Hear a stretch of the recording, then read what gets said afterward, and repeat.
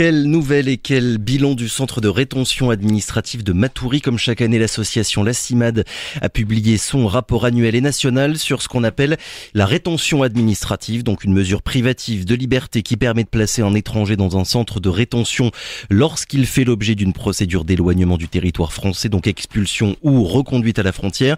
L'an dernier, plus de 1500 personnes ont été enfermées au CRA de Matoury, ce qui fait de lui le 4e de France, avec un taux d'éloignement de 58%, donc bien supérieur à la situation de 2023. Pour en parler, Pauline Raillet est notre invitée ce matin. Bonjour. Bonjour. Et merci beaucoup d'avoir accepté notre invitation. Vous êtes la responsable régionale de l'action en rétention de la CIMAD. La CIMAD, je le rappelle, c'est une association qui intervient justement dans les centres de rétention administrative, et vous publiez chaque année un long rapport, un très long rapport sur la situation partout en France. J'aimerais déjà, avant de parler uniquement de la Guyane, Pauline Raillet, qu'on fasse le point sur ce que vous constatez déjà dans tous les territoires d'outre-mer, puisque l'an dernier, 67% des personnes placées en rétention l'ont été dans les 4 centres ultramarins. Ça correspond à plus de 24 000 personnes. Comment est-ce qu'on explique ça, finalement, la surreprésentation, on va dire, des outre-mer dans les statistiques nationales?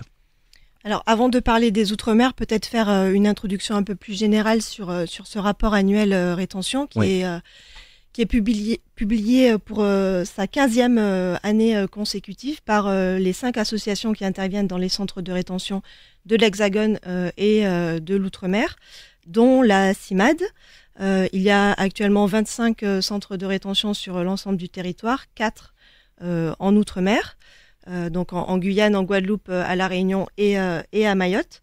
Ce rapport documente les principales problématiques qui sont observées au quotidien dans ces lieux d'enfermement, des lieux qui sont souvent opaques. Ce rapport fournit également des chiffres précis et des analyses sur les situations rencontrées. Comme vous l'avez dit, rappelez en 2 mots ce qu'est un centre de rétention administrative. C'est un lieu d'enfermement dans lequel l'administration place des personnes étrangères en situation irrégulière dans le but d'organiser leur éloignement du territoire français. Ces lieux, effectivement, rappellent dans de nombreux points l'univers carcéral, et pourtant, il est quand même important de préciser que les personnes qui sont enfermées le sont uniquement pour des raisons administratives. Ce ne sont pas des prisonniers, c'est important de le rappeler. Ils ont commis un crime ou un délit. Ça me semblait important de le rappeler. Et nos associations y assurent une mission d'aide à l'exercice effectif des droits et témoignent de la réalité des conditions d'enfermement et des atteintes aux droits des personnes qui peuvent y exister. Pour rebondir sur quelque chose que vous avez dit, pour quelles raisons ce sont justement des lieux opaques, ces centres de rétention administrative, Pauline Raillet?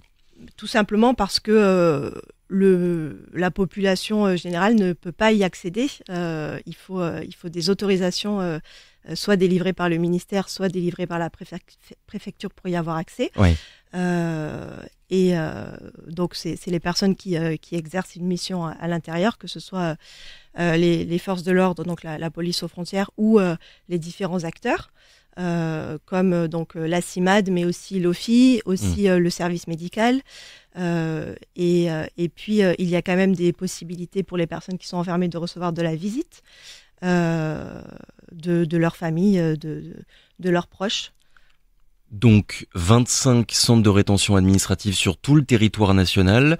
Il y a des milliers de personnes qui passent dans ces CRA chaque année. Donc je le disais, 24 000 personnes uniquement dans les 4 centres de rétention administrative qu'il y a en Outre-mer, dont la Guyane. C'est surtout la Guyane et Mayotte qui rassemblent, on va dire, le plus de personnes.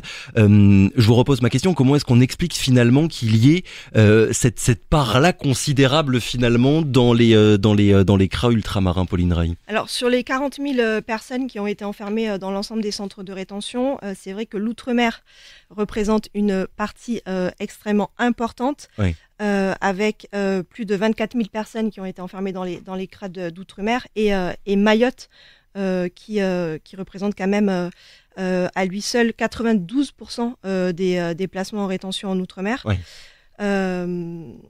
Comment on peut l'expliquer?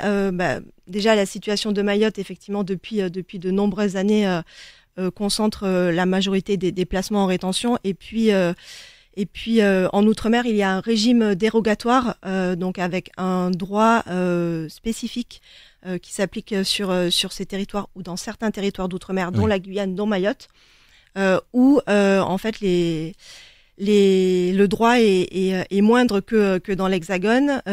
Les personnes peuvent être éloignées du territoire extrêmement rapidement, en quelques heures, sans avoir eu le temps de faire vérifier la légalité de leur décision, soit d'enfermement, soit d'éloignement par un juge. Et donc, on le constate au quotidien à Mayotte avec des éloignements extrêmement rapides, principalement vers les Comores, puisque ça se situe à quelques kilomètres en bateau, et en Guyane également avec des éloignements rapides vers le Brésil ou le Suriname. Oui, les pays frontaliers. Tout à fait. Ce qui explique aussi que sur ces territoires et pour parler de la Guyane notamment, les taux d'éloignement, pourcentage d'éloignement est beaucoup plus important que ce qu'on constate dans l'Hexagone, puisque pour 2024, en Guyane, 58% des personnes qui ont été enfermées ont été éloignées, alors que dans l'Hexagone, pour 2024, c'est 39%. Donc c'est vraiment ce régime dérogatoire, je crois qu'il est en place depuis les années 90 à peu près, c'est bien ça, qui explique finalement qu'il y ait une situation radicalement différente entre d'un côté l'Hexagone et de l'autre les Outre-mer, Pauline Ray. Oui, tout à fait. C'est quand même une des principales particularités des centres de rétention d'outre-mer. Et malgré ce régime dérogatoire donc qui est moins protecteur que dans l'Hexagone, il y a quand même, et c'est ce que vous dites dans votre rapport, des pratiques illégales de la part des préfectures qui sont commises finalement chaque année. Oui, comme chaque année et dans la ligne de ce qui se passe depuis plusieurs années et selon la politique migratoire du gouvernement. On constate au quotidien des atteintes aux droits des personnes qui sont enfermées. Également parce que la dernière loi Asile et Immigration de janvier 2024 a complexifié les procédures et a supprimé les catégories protégées. C'est-à-dire que jusqu'alors, il y avait certaines personnes, certaines catégories de personnes qui étaient protégées, qui ne pouvaient pas faire l'objet d'un éloignement. Par exemple, parce que elles étaient arrivées sur le territoire avant l'âge de 13 ans, ou parce qu'elles avaient des enfants de nationalité française, ou parce qu'elles avaient des graves problèmes de santé. Cette loi est venue supprimer ces protections. Et au quotidien, au centre de rétention, on le constate.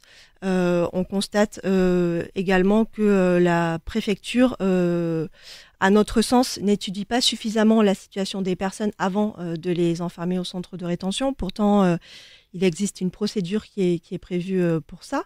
La préfecture doit étudier la situation individuelle, personnelle, la vulnérabilité des personnes avant de décider de les enfermer. Au cours de l'année 2024, on a par exemple constaté une personne de nationalité française qui était enfermée au centre de rétention avec une décision d'éloignement vers le Brésil parce qu'elle avait des origines et un nom à consonance brésilienne. Et puis. Mais ça, comment on l'explique d'ailleurs cette situation ? C'est vrai qu'en lisant le rapport, on trouve ça quand même hallucinant finalement qu'une personne de nationalité française puisse être expulsée par les autorités françaises. Ça vient d'où ? Il vient d'où le problème ? C'est parce que très certainement cette personne, lorsqu'elle a été interpellée par les forces de l'ordre, n'avait pas en sa possession ses documents d'identité. Et puis, à la suite de son interpellation dans la procédure qui suit immédiatement et avant le placement au centre de rétention, elle n'a certainement pas eu le temps de se faire amener ces documents. Il faut savoir que c'est des délais qui sont souvent courts. Même si normalement le délai est de 24 heures maximal. Et puis après, au centre de rétention, c'est un milieu fermé, comme on le disait. Les personnes sont souvent très angoissées par leur enfermement et c'est pas si simple en fait de pouvoir parfois contacter des familles, parfois récupérer des documents. Et d'une chose à l'autre, c'est vrai qu'on en arrive à un enfermement pendant plusieurs jours d'une personne française. Alors, vu que vous avez commencé à parler de loi avec donc cette loi asile et immigration qui a été votée l'an dernier en janvier 2024, il y en a une autre qui est en cours d'élaboration. Elle est déjà passée au Sénat. Elle prévoit alors de rallonger la durée maximale d'enfermement et aussi de retirer aux associations comme la vôtre leur mission de conseil aux étrangers. Bruno Retailleau, le ministre de l'Intérieur, a déclaré, je le cite, que les associations outrepassent leur mission et les retournent en réalité contre l'État en entravant son action par pur militantisme. Ça vous inspire quoi, Pauline Rail? Est-ce qui est en train de se passer à Paris avec cette loi? Alors, il y a 2 propositions de loi qui ont été votées récemment par le Sénat. La première, effectivement, concerne l'allongement de la durée de rétention, qui est actuellement de 90 jours. Et cette loi prévoit de faire passer la durée de rétention à 210 jours, ce qui correspond à peu près à 7 mois pour bien se rendre compte.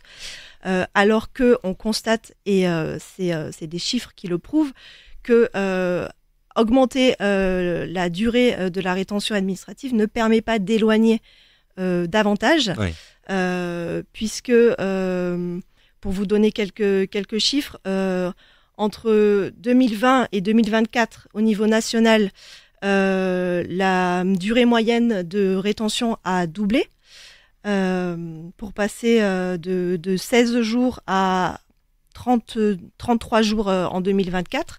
Et dans le même temps, le taux d'éloignement n'a que très peu augmenté, puisque actuellement, il est de 39%. Donc oui, il n'y a pas une corrélation entre la durée d'enfermement et le taux d'éloignement. Voilà, les conséquences par contre pour les personnes enfermées sont non négligeables, puisqu'on se rend compte que au fur et à mesure de l'enfermement d'une personne, sa situation physique, mentale se dégrade et on le constate au quotidien dans le centre de rétention. Mais c'est quoi la logique et l'intérêt finalement de l'État de rallonger cette durée d'enfermement? Pauline Rail, si vous le dites vous-même, au final ça ne sert pas à grand-chose.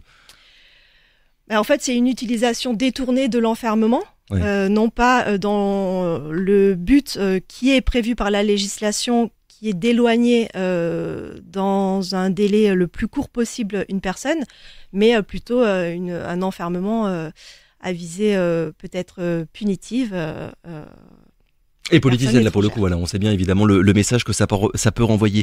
Donc, une disposition sur la durée d'enfermement maximale, passée de 90 jours à 210 jours, et une autre, donc, voilà, qui prévoit de retirer aux associations leur mission de conseil aux étrangers. Pourquoi, pour quelles raisons et de quel œil est-ce que vous regardez ce texte-là, Pauline Rail? Alors, pour donner quelques précisions sur cette proposition de loi, effectivement, elle a pour objectif de confier à l'OFII la mission d'information sur les droits et les voies de recours pour les personnes enfermées et aux avocats, dans le cadre de l'aide juridictionnelle, une mission d'accès effectif aux droits avec la rédaction des recours, la représentation devant les juridictions. Il faut quand même rappeler que les associations sont présentes dans les centres de rétention et notamment la CIMAD depuis la création de ces lieux d'enfermement, donc depuis 40 ans, puisque cette année, en 2024, on a fêté le triste anniversaire des centres de rétention. Donc c'était une demande à l'origine du gouvernement, justement, pour avoir un œil de la société civile sur ce qui se passe à l'intérieur des centres de rétention. Là, clairement, la volonté du gouvernement et cette proposition de loi est d'évincer les associations des centres de rétention. Oui, parce qu'évidemment, et je le précise, la lecture du sujet de l'OFII n'est évidemment absolument pas la même que celle d'une association comme la CIMAD. Absolument pas, puisque l'OFII, il faut le rappeler, est sous la tutelle du ministère de l'Intérieur. Oui. Est un opérateur de l'État, puisque l'OFII est déjà présent dans les centres de rétention pour accompagner les personnes qui souhaitent rentrer dans leur pays d'origine dans cette procédure de retour. Donc ça pose quand même des difficultés en étant acteur d'un côté de l'éloignement, on peut difficilement être garant des droits de l'autre côté, et la question d'un conflit d'intérêts et du manque d'indépendance se pose vraiment. Et puis à côté de ça, les avocats qui interviendraient dans les centres de rétention au titre de l'aide juridictionnelle, premièrement, est-ce que les avocats sur le territoire notamment seraient suffisamment nombreux pour pouvoir intervenir et volontaires, quand on sait que l'aide juridictionnelle n'est quand même que très peu rémunérée. Et puis il ne s'agit pas seulement d'une intervention dans les premiers jours de l'enfermement pour contester les premières décisions devant les juridictions. Les associations sont présentes au quotidien dans les centres de rétention.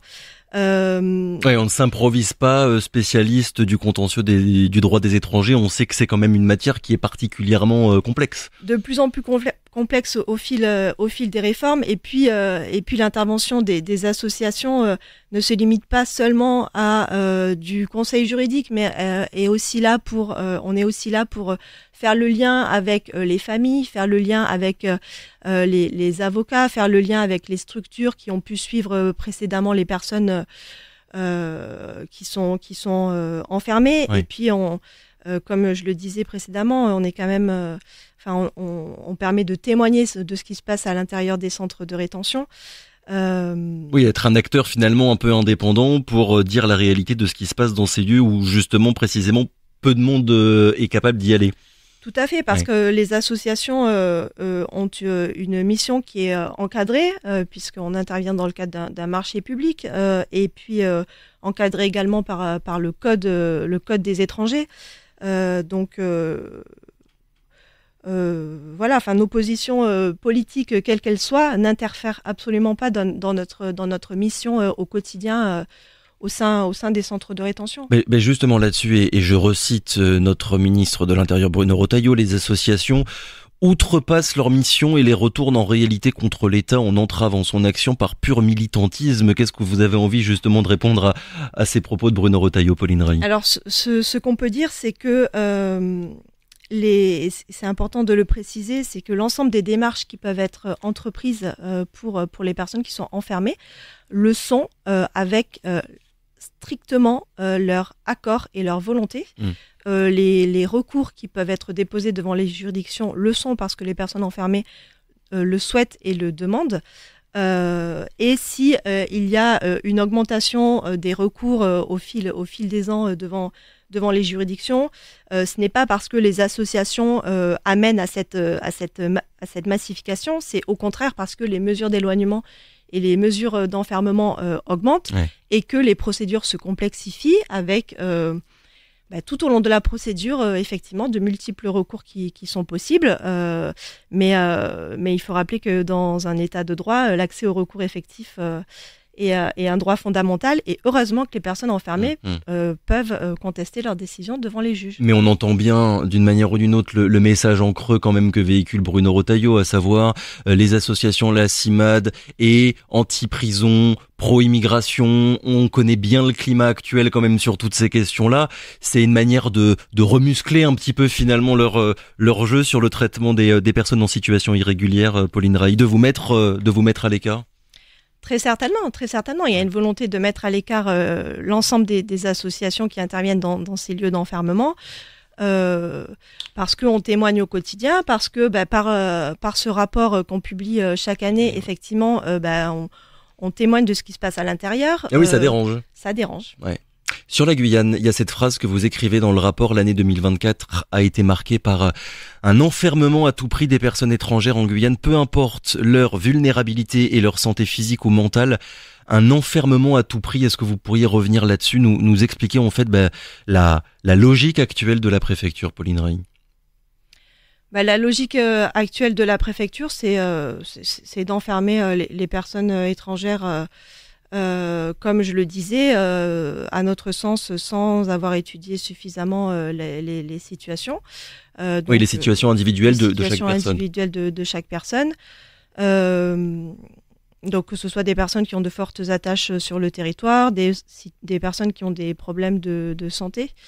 Et on le constate au quotidien. Il y a de plus en plus de personnes qui sont enfermées, qui peuvent présenter des troubles psychologiques et qui très certainement auraient plus leur place dans un hôpital que dans un centre de rétention administrative.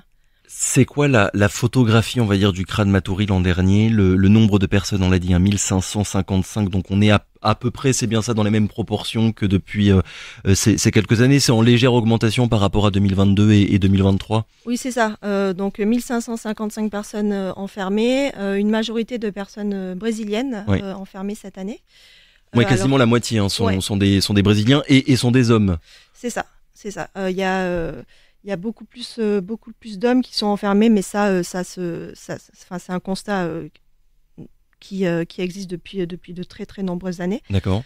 Voilà, en seconde nationalité, c'est des personnes haïtiennes qui ont quand même été enfermées de manière moindre que l'année dernière, qu'en 2023.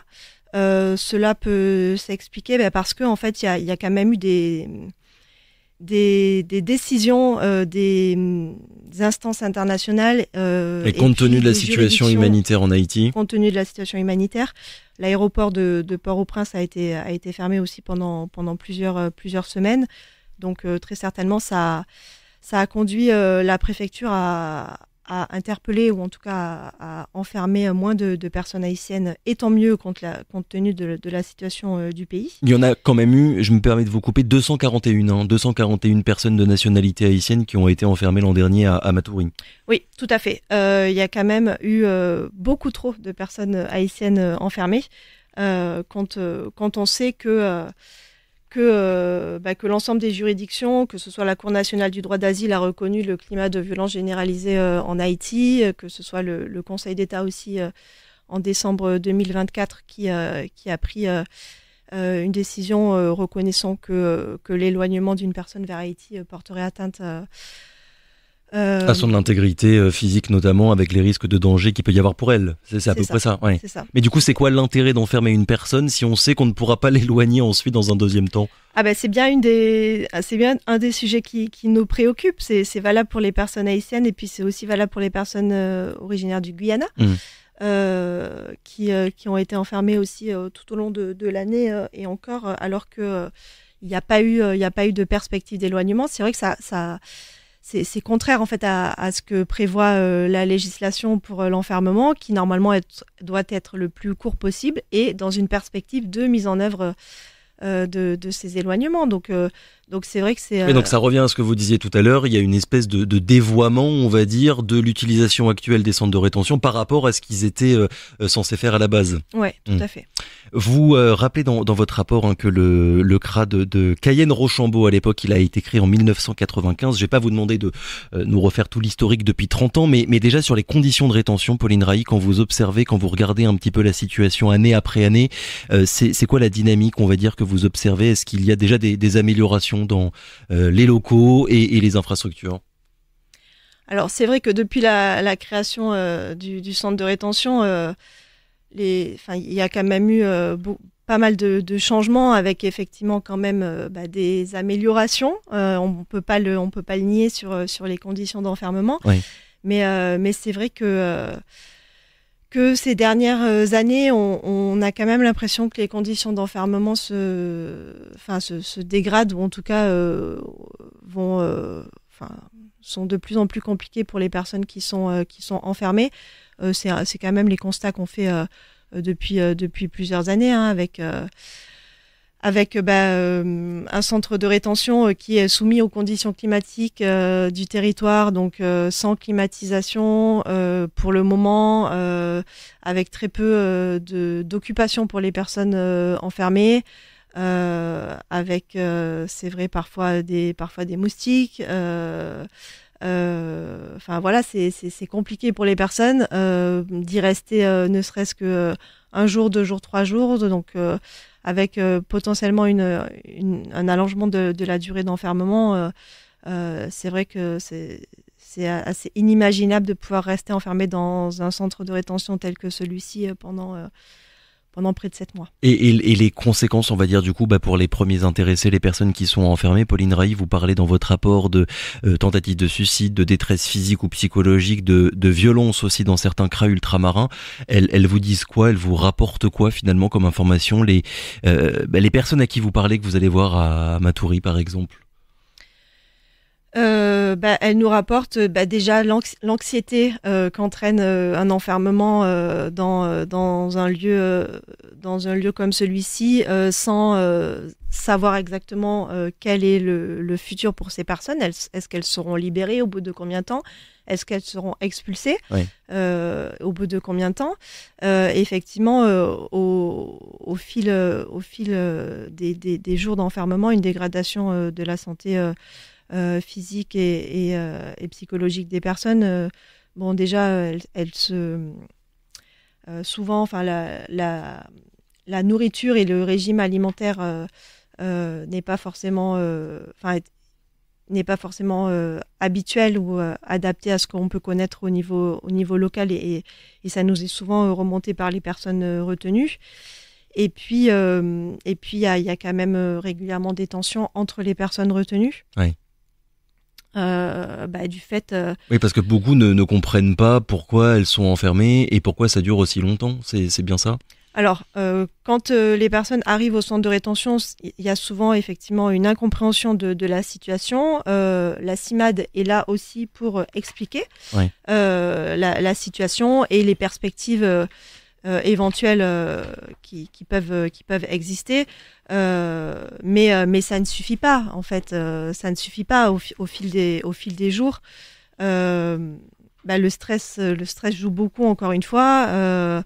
Il y a des tensions. Alors, vous parliez de violence, il faut quand même souligner, et c'est un point important, que contrairement à ce qui peut se passer dans d'autres centres de rétention, au centre de rétention de Matoury, il n'y a pas de violence policière. Il peut y avoir des conflits, des violences entre personnes retenues du fait de leurs conditions, mais pas de la part des forces de l'ordre. Oui, vous faites bien de le dire, parce que c'est vrai que des violences policières dans des CRA, notamment de l'Hexagone, il y en a beaucoup. Voilà, il y a beaucoup de cas qui ont été remontés depuis ces dernières années. Dernière question et rapidement, Pauline Railly, sur les demandes d'asile. Vous dénoncez, vous relevez de nombreux dysfonctionnements. J'ai l'impression que les années passent et que c'est toujours les mêmes problèmes sur l'incapacité des services de l'État à s'occuper correctement des procédures d'asile. La défenseur des droits qui était en Guyane il y a quelques jours a elle aussi mis en avant ce sujet-là. Ça fait longtemps qu'on en parle. C'est quoi, on va dire, votre bilan un petit peu général là, de l'année dernière, Pauline Railly, sur le sujet? Comme vous le dites, c'est des sujets qui reviennent un peu chaque année, mais de manière un petit peu plus spécifique pour l'année 2024, avec le dysfonctionnement qu'on peut connaître des structures liées à l'accueil des demandeurs d'asile sur le territoire. On en a pas mal entendu parler, avec des difficultés d'accueil au niveau de la Croix-Rouge, donc qui est la plateforme de premier accueil des demandeurs d'asile, et puis la possibilité pour les personnes ensuite d'obtenir un rendez-vous pour déposer leur demande d'asile, et à partir de là avoir accès aux conditions matérielles d'accueil. Et pour le centre de rétention, ça s'est traduit par l'enfermement de personnes qui avaient soit débuté des démarches d'asile, mais du fait soit de la fermeture des services, soit de l'engorgement des services, n'avaient pas pu accéder à un rendez-vous. Il faut savoir que actuellement, il faut plusieurs mois, voire plusieurs années pour obtenir un rendez-vous auprès de la préfecture pour déposer, pour avoir accès au... Ne serait-ce que pour avoir un rendez-vous parfois. Hein. Pour avoir un rendez-vous, pour avoir accès ensuite à une attestation de demandeur d'asile, et pouvoir justifier de sa situation régulière du coup sur le territoire pendant la procédure. Et ça conduit à des interpellations et à l'enfermement au centre de rétention de personnes qui ne devraient pas y être placées, puisque ont débuté des démarches d'asile. Pauline Railly, merci beaucoup d'avoir été avec nous ce matin. Je le rappelle, responsable régionale de l'action en rétention de la CIMAD. Pour celles et ceux qui seraient intéressés, je le précise évidemment, votre rapport est accessible gratuitement sur votre site internet. Merci encore. Merci à vous. Très bonne journée.